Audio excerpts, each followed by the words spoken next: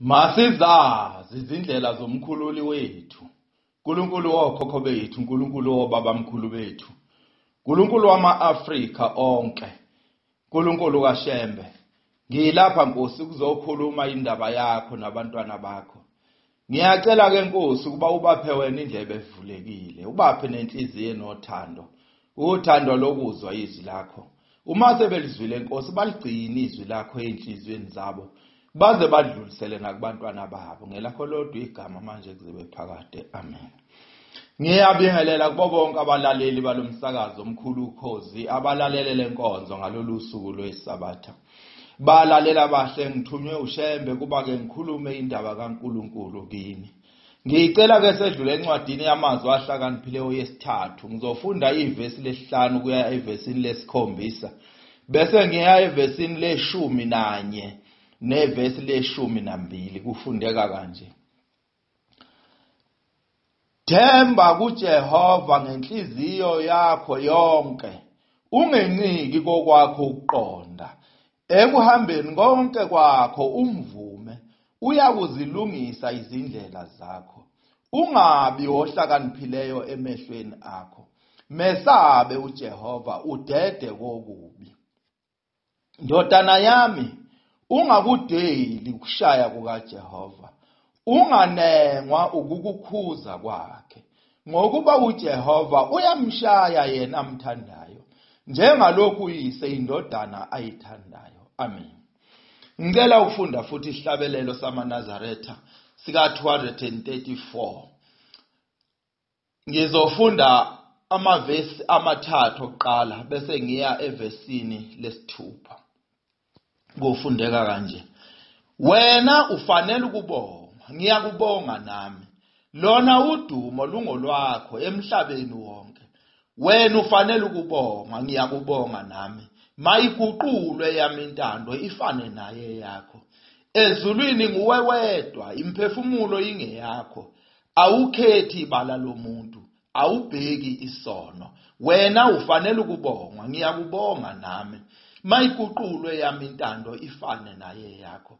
Bonke abakudumisayo ngothando nangeqiniso ngenhliziyo ethobekileyo uyabemukela wena. Wena ufanele ukubonga, ngiyakubonga nami. Mayiguqulwe yami intando ifane naye yakho. Noma ngingakuboni, ngingalizwa izwi lakho. Noma nginezono eziningi ezihlupha umoya wami. Wena ufanele ukubonga, ngiyakubonga nami. Mayiguqulwe yami intando ifane naye yakho. Amen. Bantwana bahle base-Afrika, balalela bahle bokhozi. Uma umuntu ephila emhlabeni ezelwe ngokwenyama, ufana nomuntu osemshadweni. Ngoba uma ngabe abantu sebebonene bathandana, bavumelana ngokuthi bafuna ukushada, bakhumuzi, baphile ndawonye impilo yabo yonke. Kwekuthi mase kwenziwe konke ukudinga bakwenziwe. Ebese abazali bentombazane sebeyikhipha ekhaya, beyilethe kulomuntu efuna ukushada nayo. Ngaphambi kokuthi bayikhiphe, baye bekhulumeke nayo. Bayitshele konke ngakwazi ngalolu hambo esiluthatha. Bethi mntanami, njengoba namhlanje sikukhipha uhamba, lapho yakhona nathi kasazi ukuthi uyofika uphile empilweni khona. Nawe futhi awazi ukuthi uyofika uphile empilweni khona. Kepha okufanele ukwazi ukuthi njengoba uhamba namhlanje usuya enxiweni lethuna lakho, la kuyoba nethuna lakho khona. Akuseyubabikho ukuthi uphinde ukubuyele emuva. Baze bakhulume namazwi anje ngokuthi uyakwamfazi ongemama. Lokhu ke kuye kuyidabukise, kuyiphathe kabi ingane enhlizweni bese kuyishayisa ngovalo, ebese igcina isikhala. Isibona ukuthi lolu uhambo engilithathayo kusho ukuthi luhambo olufana nokufa. Ebese lufika ke usuku olukhulu lomshado. Ebese beyiphelezela ke lengane isihamba iyifike kubo kaMkhwenyana. ebese ifika ihlanganiswa ayidonse ngengalo ubaba wayo ayihlanganise nomkhwenyana wayo bese beyashada ke laba bantu impilo yabo ebese kuba ukuthi seboyiphila ndawonye beze behlukaniswa ukufa.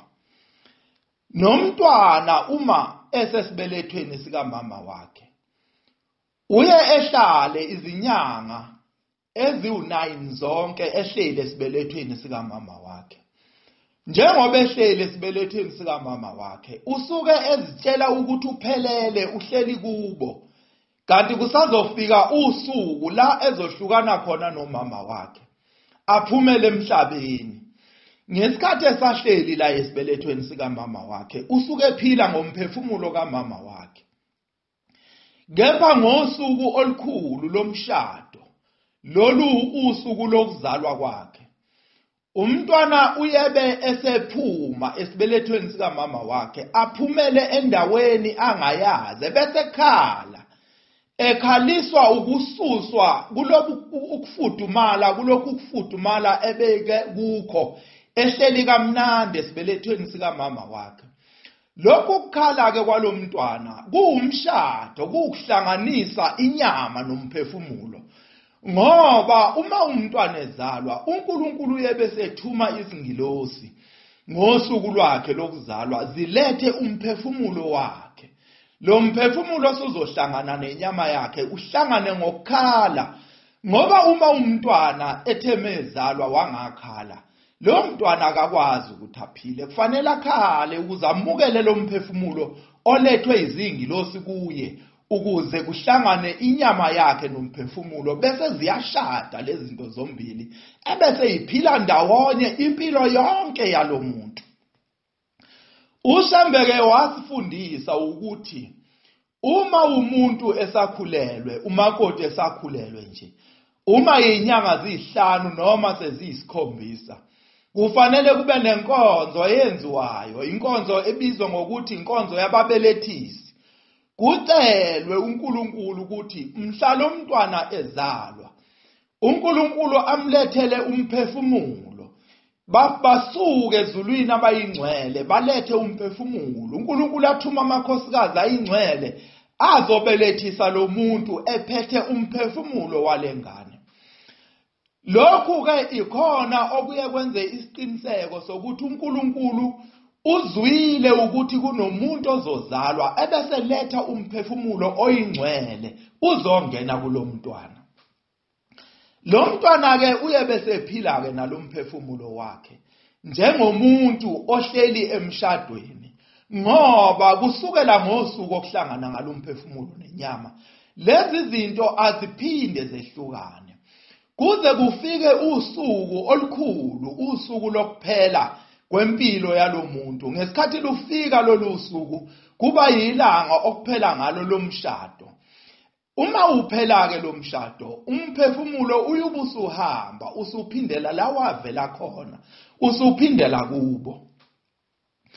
Kanje ngoba noma ngabe abantu baganene bethandana, kuyenzeka kwesinye isikhathi uma umakoti esefikile afika athola ukuthi lento ebengiyethenjiswa umkhwenyana wami akuyona lena esiyenzeka, akuyona lena esengiyibona la emshadweni. Ebese umakoti esekhathazeka kakhulu ukuthi lo mshado engangena kuwo sengathi ngangena kumshado owawungafanele ubamngene kuwo. Ebese ecabanga amazwi awatshelwa ngabazali bakhe ukuthi njengoba uhamba nje mntanami usiyofela khona la oyakhona, la osukhethe ukuthi uyoshadela khona. Kodwa kwesinye isikhathi umkhwenyana kuyenzeka amhlukumeze lo mntwana womuntu, amhlukumeze ngendlela wokuthi kuze kuthi noma ngabe lamazwi uyawakhumbula umakoti, kepha agcine ehambile waphindela kubo, ngoba kubo ilona khaya alaziyo, ilapha avela khona kalazi elinye ikhaya. Nomphefumulo womuntu uma kufika isikhathi sokuthi usuyahlukana nenyama yakhe, uyubusuhamba usubuyela la wawuvele khona kuNkulunkulu. Uma ufika uNkulunkulu ufika ubheke ukuthi la uphuma khona ubunjani, ubuhleli kanjani. Uma ke lo muntu lo ebengawuhambisanga umphefumulo wakhe kuNkulunkulu, engawuhambisanga kubantu abathunywe uNkulunkulu ukuthi bageze imphefumulo yabantu, uyubuye lo mphefumulo usungcolile, usunuka kabi, usunuka iphunga elibi kuNkulunkulu. Ebesethi uNkulunkulu cha, angikwazi ukukumukela. Njengoba ngakuhambisa kulo muntu, lo muntu ukonile, awusafani nangesikhathi nguhambisa. Ngesikhathi nguhambisa kulo muntu wawungcwele. Angisakwazi ukukumukela lapha ngoba usungcolile, usunuka kabi, ukonile lo muntu. Ebese uyalahlwa ke lo mphefumulo, usulahlwa uphile ekulahlweni ungunaphakade. Bantwana bahle base-Afrika, njengoba ngikhuluma ngalento nje, ngikhuluma ngendaba yomphefumulo womuntu, ukuthi umphefumulo womuntu noma ungahlala isikhathi esingakanani kumuntu, kepha kunesikhathi esizayo la kuzofika khona ithuba lokuthi uphindele lawa uqhamuke khona, lawa uvele khona. Uma ke lo mphefumulo ungazange ugezwe emhlabeni, uNkulunkulu uzofika ulahle ngoba uzofika unuka kabi. Uma kuphela lo mshado wempilo yomuntu nomphefumulo, inyama ibisi igqitshwa phansi, imbozwe igqitshwe ngokuhlonipheka. Nakho lokhu kugqitshwa phansi kwenyama yomuntu. Uma umuntu esaphila, kufanele ukuthi akukhonzele uNkulunkulu. Acele ukuthi uNkulunkulu, ngiyacela Nkosi, ukuthi makufika la kuphela khona lo mshado phakathi kwenyama yami nomphefumulo wami, uze ungabele Nkosi, ungiphe indawo la kuyogqitshwa khona inyama yami ifihlwe kahle ngokuhlonipheka. Ngoba abantwana bahle base-Afrika, lokhu kugqitshwa kwenyama yakho akulona ilungelo lakho, kodwa kuyisipho osiphiwe uNkulunkulu ngokuthanda kwakhe.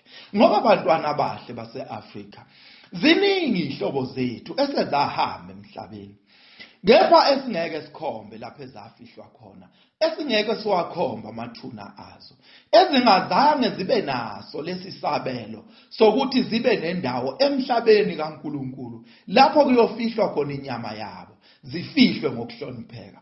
Ngikhuluma ngabantu nje abamuka nemfula. Laba bantu asibazi ukuthi baphelelaphi. Laba bantu mabemuka nomfula, ihlobo zabo ziyabafuna zikhathazeke, zikhale, zithi sesikhalela noma yithambo nje, ukuze silingcwabe, sikhombe ukuthi nakho lapho esafihla khona umuntu wethu. Kepha abanye balaba bantu baye befunwe begcine bengatholakalanga. Ngikhuluma ngabantu abanjengabantu nje abadliwa izilwane. Asibazi laba bantu ukuthi baphelelaphi, amathuna abo ngeke siwakhombe. Ngikhuluma ngabantu ababulawa izigebengu zibashise. Abantu bakubo bengazi ukuthi lo muntu wethu singamthathaphi ukuze simngcwabe. Ngikhuluma ngabantu ababulawa izigebengu, zibophela intambo, zibophela itshe, zibaphose emfuleni oshonayo, isidumbu sishone phansi size singakhuphuki noma sekunjani. Bonke laba bantu, bantwana bahle basezulwini, abanawo amathuna, abanazi indawo ongayikhomba lapho bafihlwa khona.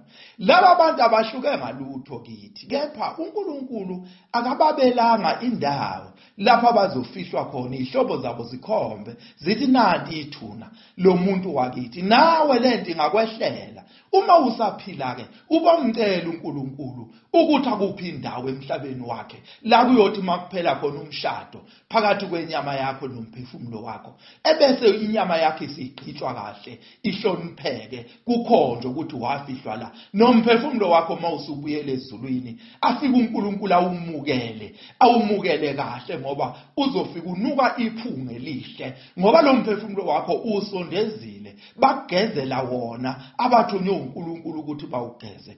Incwadi esifundile bantwana bahle basezulwini ithi themba njalo kuJehova, usuke unganciki kokwakho ukuhlakanipha, ngoba kwakho ukuhlakanipha kwasemhlabeni kuyaphela.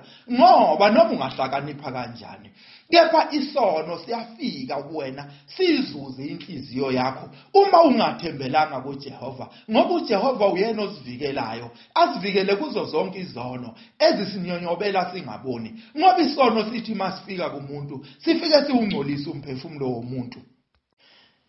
Isono bantwana bahle basezulwini siwumoya ngeke usibone masifika.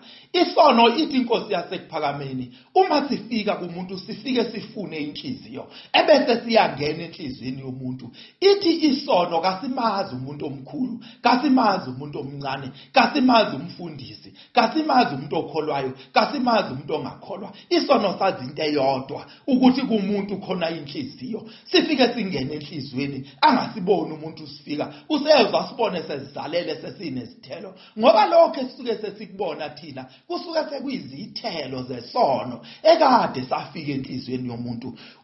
Ngelinye ilanga inkosi yamaNazaretha ikhuluma ngomfundisi, umfundisi owayethembeke kakhulu ewumphathi wemishini. Lo mfundisi ngelinye ilanga wawele esonweni, wathandana nengane esonta ebandleni lakhe. Yayisiyakhulelwa lengane. Uma isikhulelwe lengane siya kuye ithi mfundisi sengikhulelwe.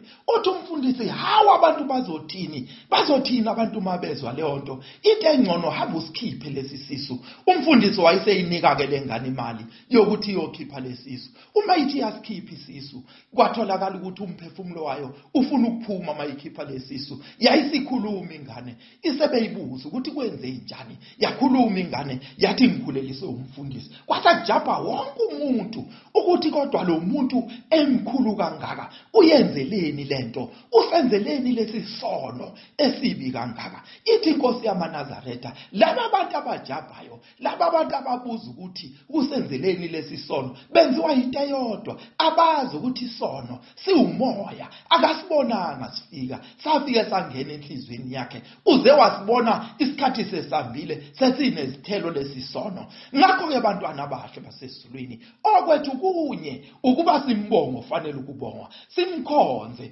eyethi intando iguqulwe ifane neyakhe. Sisho njalo ihlabelelo samaNazaretha engisifundile sithi eyami intando kayiguqulwe ifane neyakho ngoba eyami intando uma ingafani neyakho izoba intando yasemhlabeni ebese ngingasiboni isono noma sifika ngoba kufanele sikhuleke uNkulunkulu ukuthi inkosi sivikele, uvikele inyama yethu ingangeni ehlazweni. Usikhumbule inkosi namhla sekuhlukana lo mshado ngingahambi kabi emhlabeni, ngingafi kabi, ngingamuki namanzi, ngingadliwa izilwane, ngingalahleki ukuze izihlobo zami zikhombe lapho ezangifihla khona. Nomphefumulo wami uma usubuyela kuNkulunkulu afika athokoze ngawo, afika wemukele kahle ngoba wena Nkosi ungigezele wona. Sithi lesihlabelelo noma Nkosi ngingakuboni noma ngingalizwa izwi lakho, kepha Nkosi mangihlale njalo inyama yami, inhliziyo yami ngiyibhekise kuwe, umphefumulo wami ngiubhekise kuwe ngoba wena Nkosi umnikazi wemphefumulo. Sithi lesihlabelela imphefumulo yonke ezulwini ngeyakho. Wena Nkosi awulikhethi ibala lomuntu, awubheki nesono somuntu, kepha ubheka inhliziyo yomuntu ukuthi le nhliziyo ibithembele kimi yini, le nhliziyo ibingithanda yini. Ngoba abantwana bahle basesizulwini noma ngabe wehlelwa izinto ezimbi kepha uzungasuki kuNkulunkulu. Isho njalo lencwadi engiyifundile ithi indodana yami ungamdeli uJehova, ungabudeli ukushaya kwakhe, uzungabudeli nokukhuza kwakhe ngoba kuyenzeka uJehova kushaye ngoba umntwana wakhe njengoba umuntu enza kwindodana yakhe ayithandayo. Kuyenzeka ukuthi uyahamba kanti usuphambukile endleleni kaNkulunkulu ebese kuthethisa, ebese kukhuza athi mntanami khumbula ukuthi wena umntwana wami, akukufanele lokuhamba ukuhambayo. Ungasho ukuthi ngoba namhlanje ngiginqikelwe imoto yami sengiyayeka ukukhonza lo nkulunkulu. Ungasho ukuthi ngoba namhlanje ngifelwe inkomo yami sengiyayeka ukukhonza lo nkulunkulu. Cha, umuntu omuhle wasezulwini ubekukhuza, ubekukhumbuza ukuthi ungumntwana wakhe, wohlala njalo usendleleni yakhe. Usho njalo uShembe ukuthi ukuba kuyangathi ngabe sihlale hlushwa ngoba mawuhluphekile inhliziyo yakho uyayisondeza uNkulunkulu. Kepha mawusube ususemnandini uyakhohlwa uNkulunkulu. Angathi ngabe sihlale hlushwa ukuze njalo sihlale sisondele kuNkulunkulu. Bantwana bahle basezulwini, ileyo ndaba engiyithunywe uShembe ukuthi sizazi ukwazi izindlela zokusondeza imphefumulo yethu kuNkulunkulu ukuze asigezele yona kuthi noma sekufika ilanga lokuhamba emhlabeni inyama yethu ibe nendawo la izogqitshwa khona ifihlwe ngokuhlonipheka imphefumulo yethu ifike imukeleke la yayiphume khona uNkulunkulu awuthokozele umphefumulo wakho uma ufika. Sengiyabonga abantwana abahle basesizulwini, sengicela ukuthandaza. Nkulunkulu omkhulu wasekuphakameni, Nkulunkulu kaShembe, ngiyabonga Nkosi. Ngibonga ithuba ongiphe lona lokukhuluma indaba yakho nabantwana bakho. Ngiyacela ke Nkosi usikhumbule singama-Afrika. Nkosi uzusivikele, uvikele nemphefumulo yethu, uvikele nenyama yethu. Nkosi sithembele kuwe kuphela, singathimbi okwethu ukuhlakanipha. Kuze kuthi Nkosi noma sakuphela lo mshado phakathi kwenyama nomphefumulo, lezi zinto zethu ihlukane kahle, singafi kabi Nkosi. Usivikele Nkosi, nemphefumulo yethu ifike kuwe inuka iphunga elikunukela kahle. Uyemukele uyibeke endaweni enhle. Ngelakho lodwa igama manje kuze bephakade. Amen.